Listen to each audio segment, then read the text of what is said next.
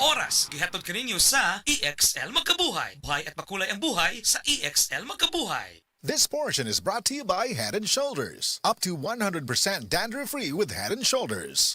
That portion was brought to you by Bygone, the #1 insect spray brand in the Philippines. This newscast is brought to you by San Miguel Flavored Beer. Make life refreshingly sweet. Drink responsibly. Pag kayo'y nabasagan, madaling remedyohan. Pagkatapos dikitan, Parang bago na naman. Pioneer Epoxy, pandikit ng kristal, kahoy at bakal, pang-repair ng radiator, Tambucho, refrigerator, martilyo, kutsilyo, tipo, araro, gero, aparador. pampatibay ng bangka, kisame, etc. Pioneer Epoxy, paborito ng bayan. Mga kapanyawan, si Leonora Santos, diabetes. May inom sa Sed Panyawan Coffee Mix. Ang sugar ko minsan 200 sa umaga. Di something 180, nagre-range siya ganyan. Pero nito pong nagpapanyawan coffee na ako, ang baba po 134. Minemaintain ko po yung panyawan coffee. Hindi na po tumataas ng ganong kataas. Ako po yung si Mrs. Leonora Santos. Dito po ako sa Pasig, Metro Manila. 69 years old. Basta tatak Sed Marketing, tatak kining magaling.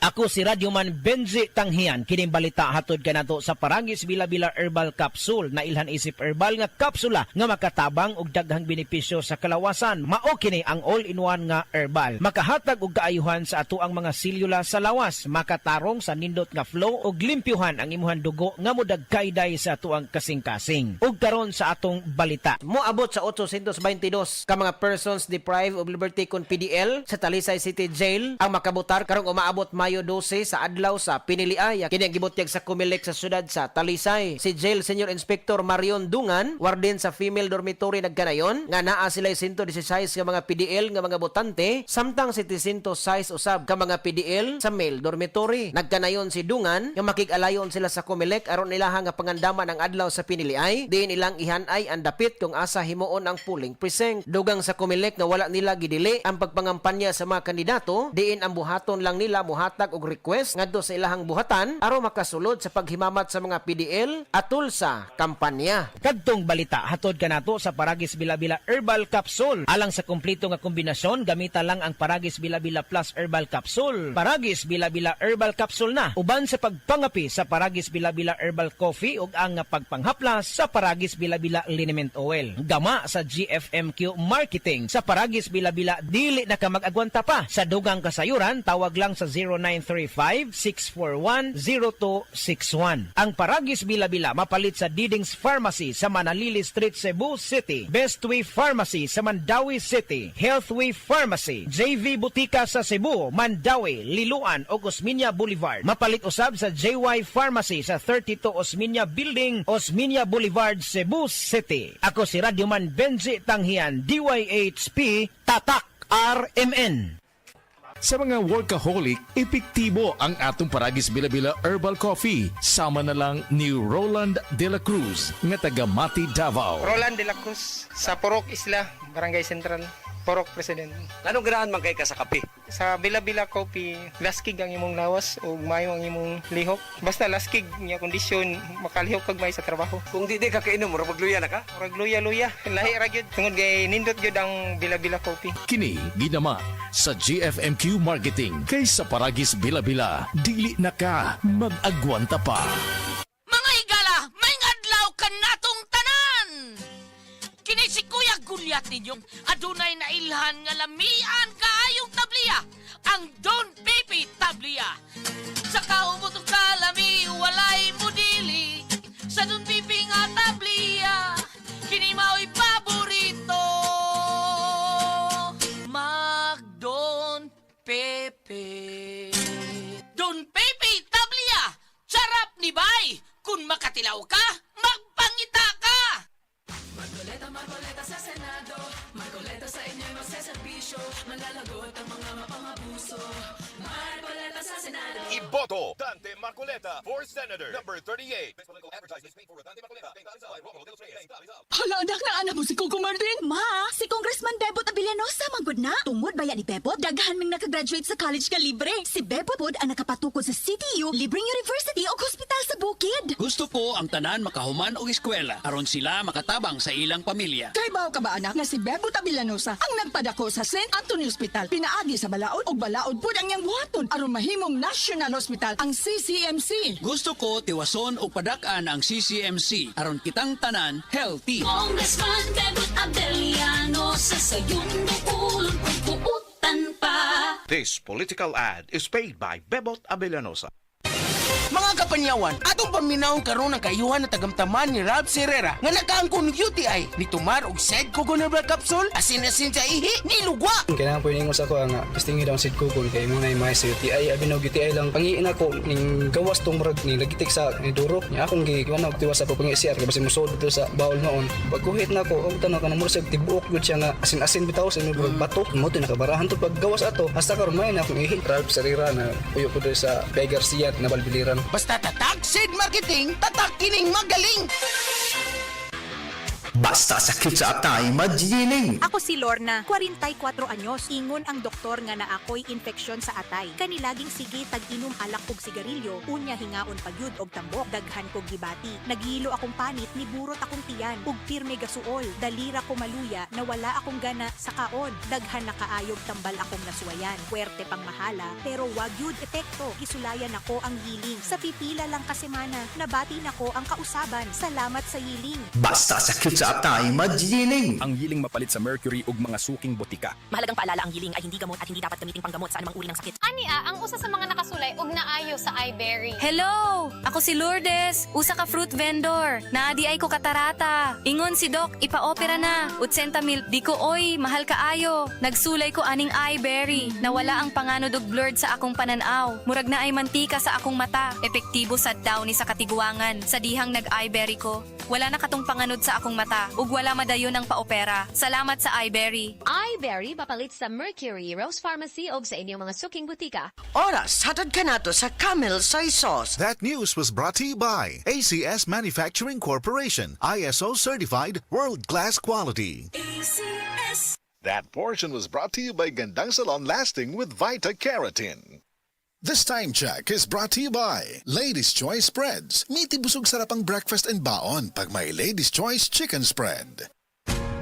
Ayaw si Piata pagpaminaw sa balitang yutahon sa Sieti, ang inyong mga kabukiran, inyong kaugmaon, ang among focus, kaugalingong yuta para sa bukas na masagana. Dinhilang sa balitang yutahon sa Sieti, matag Sabado alas 5 sa hapon hangtod sa alas 5:30 sa hapon, makita usab sa DYHPR Limen Cebu Facebook page. Para sa uban pang updates, i-like, follow ug share ang official DAR Facebook, Instagram ug YouTube accounts nga @Dargo PH Official sa Facebook DAR 7 Central Visayas o sa official DAR website www.dar.gov.ph.com. Hatod ka ninyo sa Department of Agrarian Reform.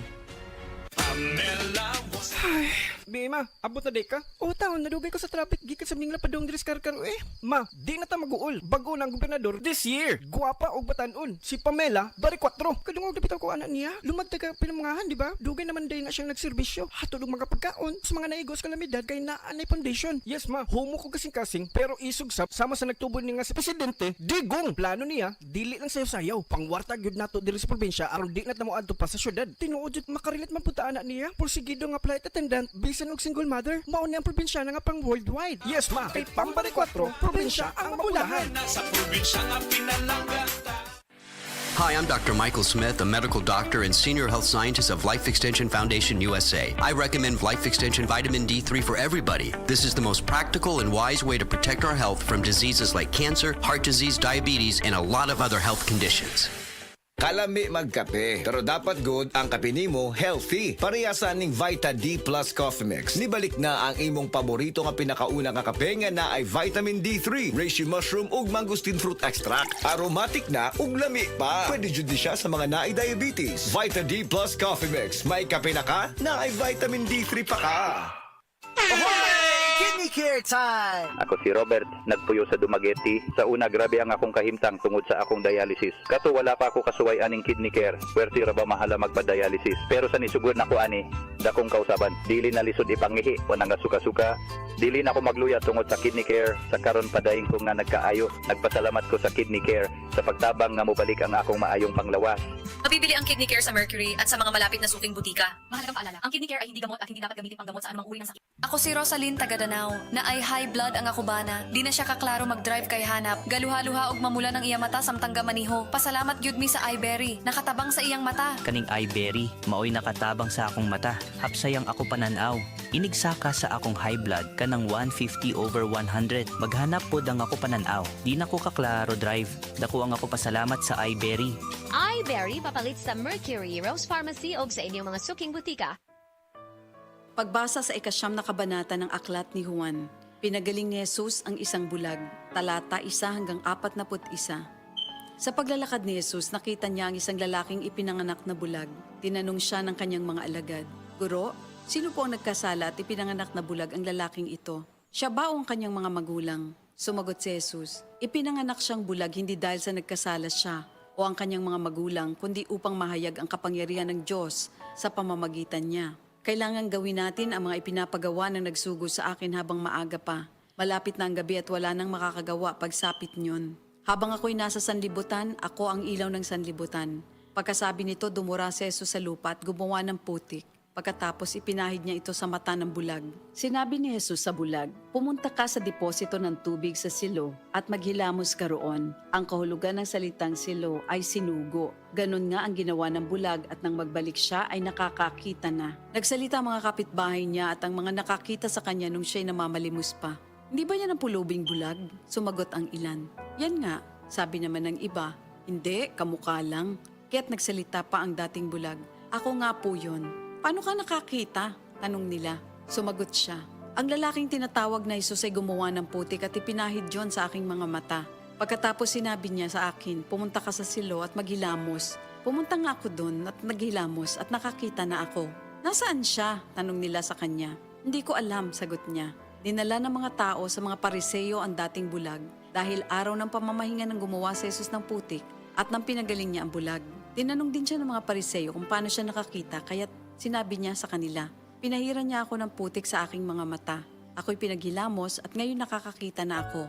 Ang sabi ng ilang Pariseo, "Di maaaring mula sa Diyos ang taong yon sapagkat hindi niya ipinapangili ng araw ng pamamahinga." Ngunit sinabi naman ng iba, "Paano makakagawa ng ganitong mga himala ang isang makasalanan?" At hindi sila magkaisa. Kaya tinanong nilang muli ang dating bulag, "At ikaw, ano naman ang masasabi mo tungkol sa kanya? Dahil pinagaling niya ang iyong mga mata." "Isa siyang propeta," sagot niya. Ayaw maniwala ng mga Hudyo na siya'y talagang dating bulag kaya't ipinatawag nila ang kanyang mga magulang. "Anak nga ba ninyo ito? Talaga bang siya ipinanganak na bulag? Bakit nakakakita na siya ngayon?" tanong nila. Sumagot ang kanyang mga magulang, "Anak nga namin siya at siya ipinanganak ngang bulag. Ngunit hindi po namin alam kung bakit nakakakita na siya ngayon o kung sino ang nagpagaling sa kanya. Siya na po ang tanungin niyo. May sapat na gulang siya at nakakapagsalita na para sa kanyang sarili." Ganon nga ang sinabi ng kanyang mga magulang dahil takot sila sa mga Hudyo. Alam nilang pinagkakaisa ng mga Hudyo na itiwalag sa sinagoga ang sino mang magpahayag na si Jesus ang Kristo. Ito ang dahilan kung bakit sinabi ng kanyang mga magulang siya'y nasa tamang gulang na, siya ang tanungin niyo. Muli nilang ipinatawag ang dating bulag at sinabi sa kanya, "Sa pangalan ng Diyos, magsabi ka ng totoo. Alam naming ang taong yon ay makasalanan." Sumagot siya, "Hindi ko po alam kung siya'y masamang tao o hindi. Isang bagay po ang alam ko. Ako'y dating bulag, subalit ngayon ay nakakakita na." "Anong ginawa niya sa'yo? Paano niya pinagaling ang inyong mga mata?" tanong nila. Sumagot siya, "Sinabi ko na po sa inyo at ayaw naman ninyo akong paniwalaan. Bakit gusto ninyong marinig muli? Nais ba ninyong maging alagad din niya?" At siya kanilang minura. "Ikaw ay alagad niya, ngunit kami mga alagad ni Moises. Nalalaman naming nagsalita ang Diyos kay Moises, ngunit ang taong yon hindi namin alam kung saan siya nanggaling." Sumagot ang lalaki, "Yan nga po ang nakakapagtaka. Hindi niyo alam kung saan siya nanggaling. Gayon pa man, pinagaling niya ang aking mga mata. Alam nating hindi pinapakinggan ng Diyos ang mga makasalanan, ngunit pinapakinggan niya ang mga tunay na sumasamba sa Kanya at sumusunod sa Kanyang kalooban. Noon pa man ay walang makapagpagaling ng mata ng taong ipinanganak na bulag. Wala pong magagawa ang taong yon, kung siya hindi mula sa Diyos? Sumagot sila, ipinanganak ang makasalanan at ngayon nais mo pa kaming turuan? At siya'y kanilang itiniwalag. Nabalitaan ni Jesus na ang lalaking pinagaling niya itiniwalag ng mga Pariseyo. Kaya nang matagpuan niya ito, ay kanyang tinanong, sumasampalataya ka ba sa anak ng tao? Sumagot ang lalaki, sino po ba siya, Ginoo? Sabihin niyo po sa akin upang ako'y manalig sa kanya. Siya'y nakita mo na. Siya ang kausap mo ngayon, wika ni Jesus. Sumasampalataya po ako, Panginoon, ang sabi ng lalaki. At sinamba niya si Jesus. Sinabi pa ni Jesus, naparito ako sa mundong ito upang humatol at nang sa gayo'y makakita mga bulag at mabulag naman ang mga nakakakita. Narinig ito ng ilang Pariseyong naroon at sila'y kanilang tinanong, ibig mo bang sabihin mga bulag kami? Sumagot si Jesus, kung kayo nga'y bulag, wala sana kayong kasalanan. Ngunit dahil sinasabi niyong nakakakita kayo, ang kasalanan ay nananatili sa inyo. Ito ang salita ng Diyos.